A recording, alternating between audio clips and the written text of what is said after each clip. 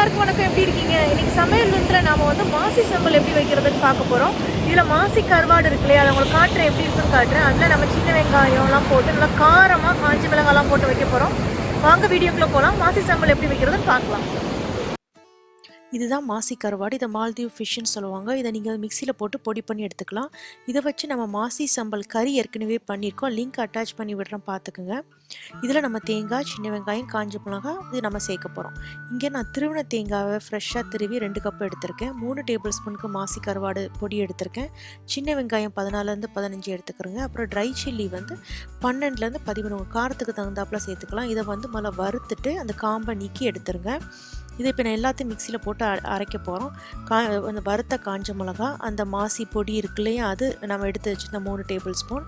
அதுக்கப்புறம் திருவின தேங்காய் பூ, ஃப்ரெஷ்ஷான தேங்காய் பூ சேர்த்தா தான் நல்லாயிருக்கும். அதை நம்ம 2 கப்புக்கு எடுத்திருந்தோம். அதை நம்ம இதில் சேர்த்துக்கலாம். அதுக்கப்புறம் சின்ன வெங்காயம் சேர்த்தா தான் டேஸ்ட் நல்லாயிருக்கும் பெரிய வெங்காயத்தை விட. உப்பு கொஞ்சம் சேர்த்துக்கலாம். சேர்த்துட்டு தண்ணி சேர்க்காமல் இந்த மாதிரி ட்ரையாக அரைச்சி எடுத்துக்கணும். இப்போ நமக்கு மாசி சம்பல் ரெடி ஆயிடுச்சு. மாசி துவையல்னு கூட நம்ம சொல்லிக்கலாம்.